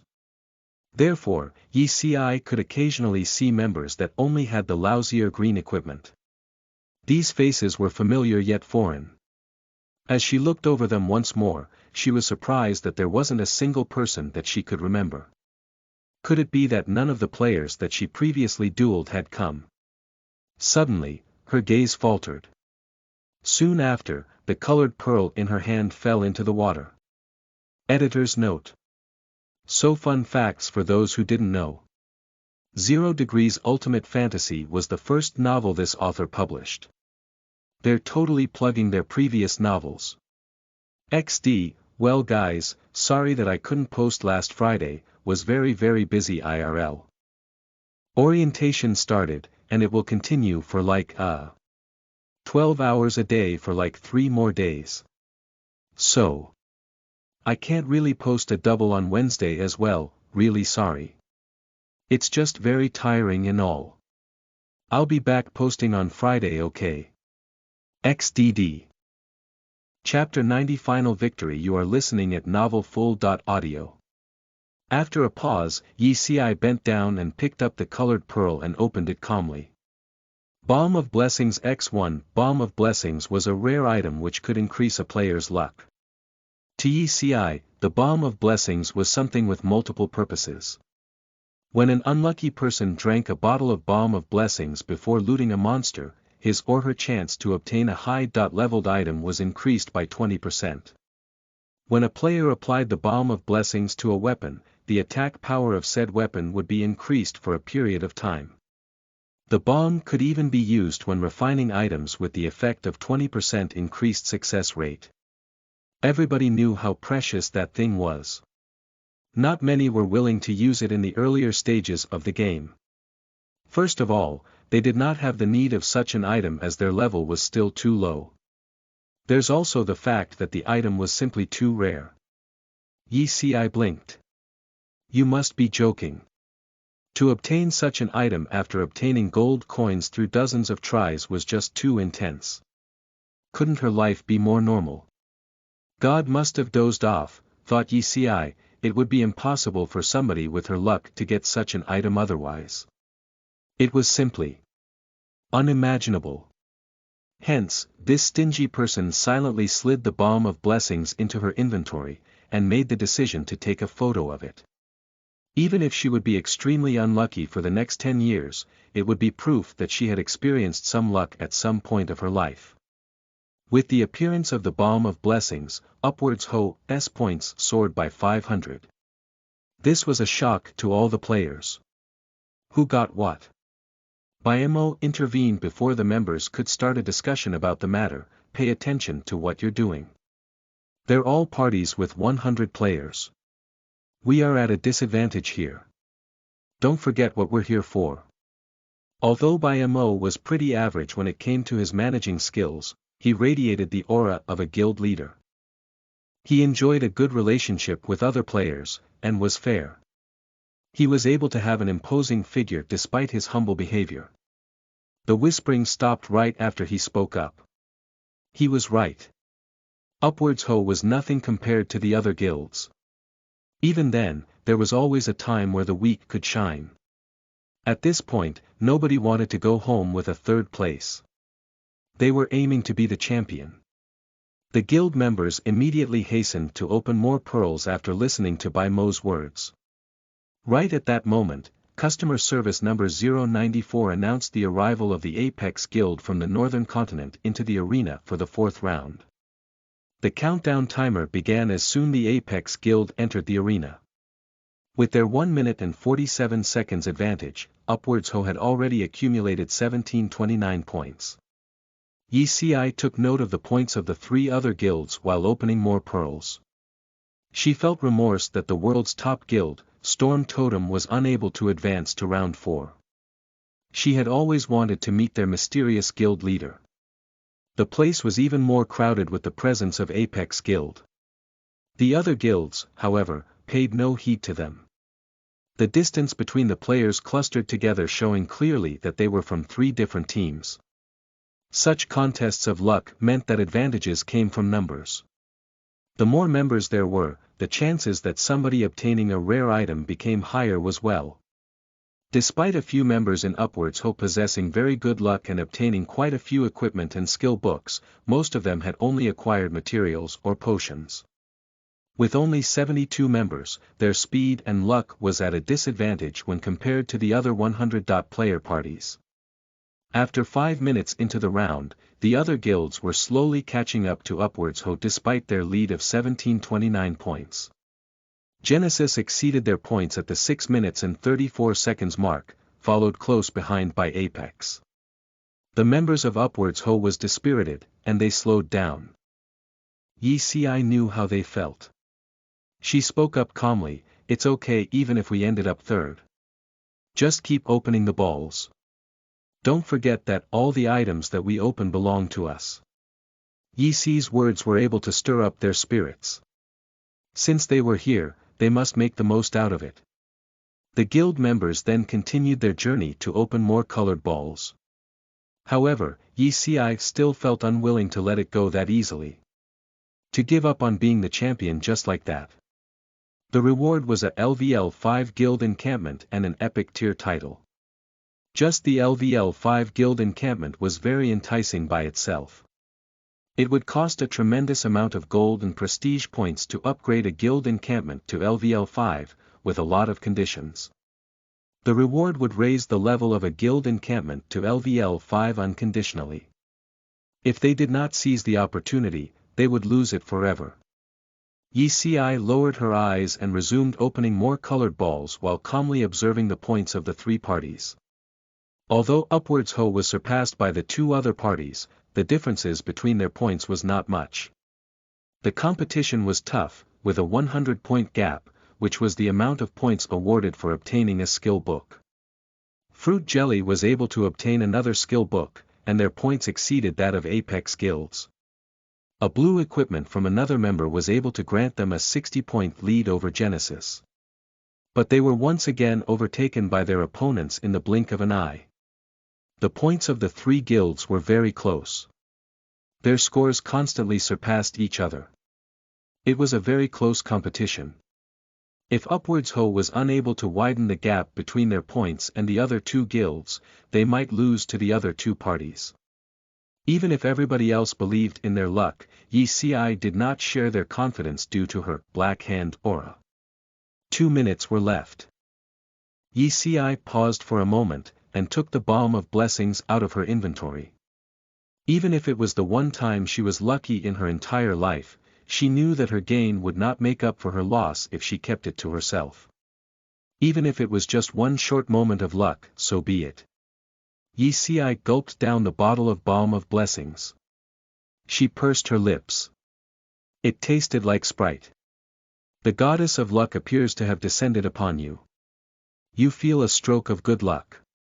A system notification rang out, and a buff called Lucky Aura that increased her luck by 20% and lasted for 2 minutes appeared. Good. It was the final 2 minutes of the competition, and Yi Si hoped that Lady Luck would smile upon her. Reality proved that Balm of Blessings was an overpowered presence in the game. Even Yi Si, who was unlucky for the entirety of her life, was able to improve her luck after consuming a bottle of Balm of Blessings. Her colored balls no longer yielded gold coins, but materials instead. Was this the so-called 20% increased chance of obtaining high-grade items? Were these materials high-grade? Yi Si was very puzzled. Even something as overpowered as the Balm of Blessings could not change her luck. Balm of Blessings X1. A system notification suddenly chimed in. Yi Si smiled after a moment of surprise. Oh boy! There goes another bottle of Balm of Blessings. Even though Upwards Ho's points soared, they did not have much of a lead on Genesis, who were in second place. It was still a good sign. At least their lead was significant enough. With the sudden increase of points, Upwards Ho was leading the competition with 300 points. It was not much, but it was able to boost the morale of the guild members. They immediately hastened, not wasting a single second. After obtaining the second bottle of Balm of Blessings, Yi Si's luck finally improved. She began obtaining green and blue equipment and an occasional skill book. Just as Dragon Battling Heavens had said, her black hand was the factor that dragged down the overall luck of Upwards Ho. The two other parties were following close behind in terms of score in the final 30 seconds. The party channel was as silent as a grave. The movements of nearly 300 players in the arena was fluid like flowing water. It was an awe-inspiring sight. Balm of Blessings X1. Yi Si's eyes brightened up. She almost jumped in delight. With this bottle, their remaining 100-point lead was raised to 600 points. Although she was still unable to let her guard down fully, at least Upwards Ho had a 50% chance of winning the first place. Balm of Blessings X1. Another bottle appeared. Yi Si's breathing almost stopped. She could not believe her luck. It was impossible to close the gap of more than 1,100 points within 30 seconds. Unless their opponents were able to produce 2 Balm of Blessings within the 30 seconds. The score of Genesis suddenly increased by 500 points. Yi Si was slightly shocked. 13 seconds left. It seemed that Genesis was able to obtain a bottle of Balm of Blessings as well. The outcome of this competition was unpredictable. Yi Si took in a deep breath and continued opening her colored balls. 10 seconds left. 8 seconds left. 5 seconds left. Genesis and Apex both had their scores suddenly increase by 500 points. Yi Si was slightly panicked. There were 5 seconds left and her guild was only leading by 100 points. They might. Balm of Blessings X1. A system notification rang out in Yi Si's ears and the score gap widened once again. Yi Si had always felt that she had a strong heart, but at that moment, she felt weak. Dear system, can you not play with my feelings like that? Not everyone could withstand such ups and downs. 1 second left. The round ended. Upwards Ho was emerged victorious with a 397-point lead over Genesis that was in second place while Apex was in third place. It was finally over. The Lucky Aura buff ended as well, Yi Si let out a long sigh. Such a test of luck was not something that she, as a member of the Black Hand Army, could easily pass. Her heart had almost stopped. We're the champions. Upwards Ho members leapt up and screamed out their joy after a moment of silence. Their cheers were thunderous. The victor was decided. All players will now be transported away from the arena. Stand still, it might be a rough ride. Wang Jiangnan said with a mysterious tone after clearing his throat. Right after he spoke, all the players felt a sudden loss of weight and they fell. Ah! All of them screamed out in horror. Bump! Bump! Bump! The continuous dull thuds were testimony that quite a lot of objects had fallen from a high place. Ouch! It hurts! The countless screams were transformed into moans of pain after the fall. The contestants realized that they were back in the arena of the first round. However, they were not alone. A gigantic arena had appeared, and all the eliminated teams were seated in the spectator seats. They included not only the heavyweight category, but the medium and lightweight categories as well. After a short observation, Yi Si concluded that there could easily be almost 1 million players in the arena. As expected of the world's best server, Yi Si thought to herself, not even a hint of lag even with so many players at the same spot. It was simply too awesome. Congratulations on being the champions. The leader of Genesis was a sorcerer called Absalom. He smiled warmly and walked up to Bai Mo to shake his hand. As a human sorcerer, Absalom's facial feature was clearly that of a Westerner. As expected of a top guild, they were able to accept a loss. Even if they were defeated by a small and unfamous guild such as Upwards Ho, Genesis Guild was able to maintain their composure. Absalom smiled in a friendly manner at Bai Mo. Will you think that I'm pretentious if I congratulate you for getting the second place? Bai Mo winked slyly, and Absalom was momentarily stunned. He then let out a hearty laugh. This is an event. The next time we meet on the battlefield, I will not hold back. Absalom was very honest. They belonged to the Western continent, while Upwards Ho was from the Eastern continent. Even if they were friendly towards each other right at that moment, they were still sworn enemies. Same. Yi Si retracted her gaze from where Bai Mo was standing alongside Absalom. She calmed herself down and walked towards the members of Genesis. If Absalom and Bai Mo were conversing with each other for diplomacy's sake, Yi Si's action was a little out of the ordinary. Although she was very famous in Fate, as a party member, what was she doing? The players' gazes followed Yi Si's steady footsteps as she walked steadily towards the gathered Genesis members. Yi Si straightened up, and extended her hand towards that person. This is double chapters yo. Don't forget to hit that next chapter button. XDD calling out to all those artistic souls out there, if you're interested in drawing fan arts for Reign of the Hunters, feel free to send it to me to my email. First to comment type. First Blood.